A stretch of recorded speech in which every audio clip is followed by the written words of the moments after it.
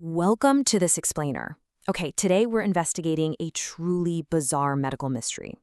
We usually associate being a nice person with all these positive traits, right? Compassion, empathy, being a great friend. But what if, and bear with me here, extreme niceness was actually a symptom of something deeply harmful? Today, we're unpacking some absolutely fascinating research that reveals a literal, deadly link between relentless people-pleasing, hiding your emotions, and devastating chronic illnesses. We're going to look at how the intense pressure to just plaster on a smile, which is a habit passed down generation after generation, actually reshapes our biology and, quite literally, makes us sick. So let's dive right into this strange anomaly from the Cleveland Clinic back in 1998. There was a researcher looking into ALS, amyotrophic lateral sclerosis, which is a really severe disease of the nervous system, and he noticed a startling pattern.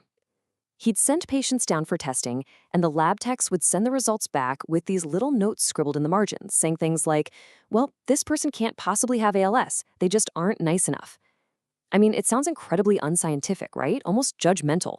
But the wild part is, doctors widely agreed there was this undeniable psychological profile among these patients. They weren't just polite, they were overwhelmingly, almost forcefully pleasant. It was so pronounced that having a grumpy or unpleasant demeanor was practically used as a diagnostic rule-out. Crazy, right? To really wrap our heads around this extreme brand of niceness, we have to look at this staggering number, 2,130. That is the exact number of consecutive baseball games played by Lou Gehrig, the legendary New York Yankee who famously suffered from ALS. They literally called him the Iron Horse because absolutely nothing stopped this guy. I mean, he played through agonizing pain. He took the field with broken bones in his hands. Every single swing of the bat brought him to the verge of throwing up from the pain, yet he just flat out refused to stop. It was this obsessive sense of duty, a total, absolute disregard for his own physical suffering just to show up for everyone else. And we see this exact same pattern in another famous ALS patient, the brilliant physicist Stephen Hawking. Hawking consistently refused physical help from his friends, even when he was constantly falling down or bumping into things. He was actually raised to believe that expressing any emotion or admitting any vulnerability whatsoever was a sign of weakness, a total loss of control. Canadian psychologist Dr. Gabor Mate theorizes that patients like this aren't just good people in the traditional sense. Instead, they're engaging in this extreme, incredibly self-destructive denial of their own needs. They're essentially living entirely as a reaction to others, completely suppressing their own true emotions just to secure that external approval. Okay, so to understand how being too nice actually damages us physically, we have to talk about stress. Now, back in the 1930s, Dr. Hans Selye defined stress as our body's natural response to a challenge. Now, we have positive stress, which is temporary. Think of, lifting heavy weights at the gym to build muscle, or that rush of adrenaline right before a big job interview. Your heart beats faster, your immune cells activate, and boom, you perform. But then there's negative stress. This kind is inescapable. It's chronic. It feels entirely out of your control. And when you are constantly, relentlessly suppressing your own needs just to please everyone around you, you are trapping yourself in that heavy, negative stress cycle forever. There are actually 3 specific triggers that launch this dangerous negative stress. Basically, when you face uncertainty, a lack of information, or a total loss of control, your body just flips into a permanent state of high alert. Let's say a friend is going through a terrible breakup. For 3 months, they might just lock themselves inside, totally overwhelmed by that loss of control. That's an acute stress response. But eventually they heal, they adapt, and the stress fades away.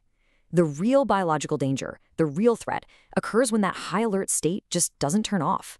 When your daily life, whether it's your relationships, your job, whatever, becomes a permanent state of uncertainty and loss of control, your body is just absolutely flooded with toxic levels of stress hormones, like cortisol. Now, I want you to imagine our emotions as a 3-story building. The roof is your conscious feeling. This is where you actively know you're angry or sad. The second floor is expression, your facial cues, your tone of voice, your body language, the stuff everyone else can see, even if you aren't fully aware of it yourself. And then there's the ground floor.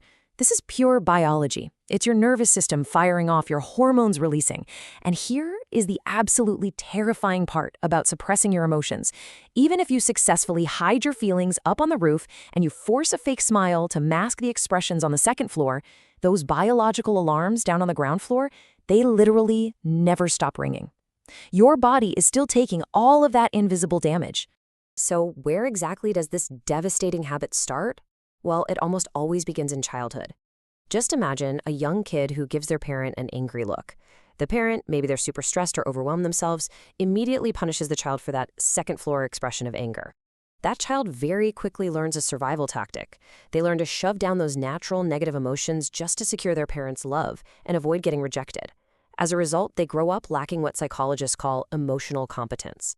They literally just don't know how to process their feelings or set boundaries, which traps all that chronic, ground floor biological stress deep inside their bodies for decades. Now, let's take a collective deep breath here, because this is absolutely not about pointing fingers or blaming your parents. As the American writer Lance Morrow so beautifully puts it, generations are boxes within boxes. Inside my mother's violence is another box with my grandfather's violence. The truth is, we are all inheriting generational trauma. The parents who couldn't handle their kids' anger, they were almost certainly raised by parents who couldn't handle theirs. It's like we pass down this emotional suppression and chronic stress like a set of Russian nesting dolls. It's an inherited lack of a communal safety net. So the absolutely crucial takeaway here is that this inherited inability to process negative emotions isn't just some heavy psychological burden. It directly fuels serious, life-threatening physical ailments. We are talking about vastly multiplying your biological risks for devastating diseases. Research shows crystal clear links between chronic emotional suppression and things like irritable bowel syndrome, Alzheimer's, autoimmune diseases like rheumatoid arthritis, and yes, even cancer. To put that into perspective, one study noted that if you're a smoker, obviously your risk of getting cancer is naturally high. But if you're a smoker who also chronically represses your emotions, that risk actually multiplies by five times. The unexpressed stress literally turns your own body against itself. The legendary comedian Gilda Radner's battle with ovarian cancer is a truly heartbreaking example of this deeply ingrained people-pleasing. Even while she was facing the very end of her life, she felt this immense, crushing guilt. And why? Because she felt like a total failure for not being a model cancer patient. She'd become a spokesperson, right? So as her health declined, she agonized over her inability to perfectly manage the emotional burdens of every single other cancer patient who looked up to her. Instead of just allowing herself to feel her own justified anger and sadness, she was completely suffocated by the pressure to endlessly accommodate the rest of the world. But, this suppression doesn't just happen in a vacuum. It builds into what Dr. Gabor Mate calls diseases of civilization. He argues that we really need to zoom out. We have to look past our individual bodies and examine the macro structures around us. These illnesses, they arise not just from individual biology or, bad luck. They come from the toxic pressures, the deep social isolation, and the incredibly misplaced values of modern society as a whole. We are biological creatures, but we're being forced to live in a highly unnatural, hyper-individualized system. Just look at what happens when human beings transition from traditional communal living over to modern industrial isolation. In a traditional community, emotional burdens are naturally shared. You have wide social safety nets. But when researchers studied the Zulu people urbanizing in South Africa, they saw these immediate, massive spikes in high blood pressure and heart attacks. We see the exact same thing when nomadic Bedouins settle down into modern city life. Rates of irritable bowel syndrome just absolutely skyrocket.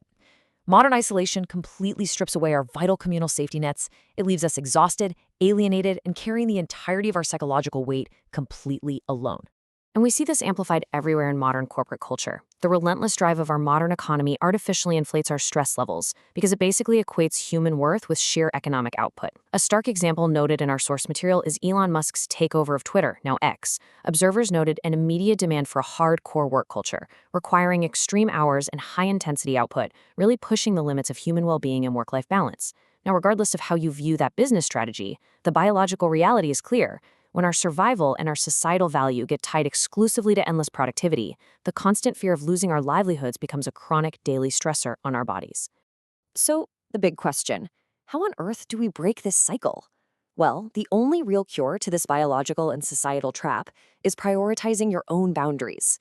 You literally have to learn to stop suppressing your second-floor expressions and start acknowledging your ground-floor biology.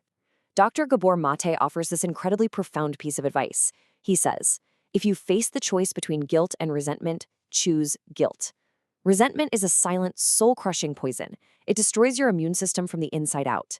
If saying no to protect your own peace makes you feel terribly guilty, accept the guilt. The guilt will eventually pass. The resentment, that will literally make you sick. Look, it is incredibly hard to rewire decades of generational stress and that deeply ingrained instinct to just please everyone around you. I get it. But knowing that chronic people-pleasing and emotional suppression can literally cost you your physical health, that changes the stakes entirely, doesn't it? You are not responsible for carrying the weight of the whole world on your shoulders. So as we wrap up this explainer, I want to leave you with a crucial, potentially life-saving question to ponder today. Who are you going to say no to today in order to protect your own life? Think about it. Take care of yourselves, and I'll catch you next time.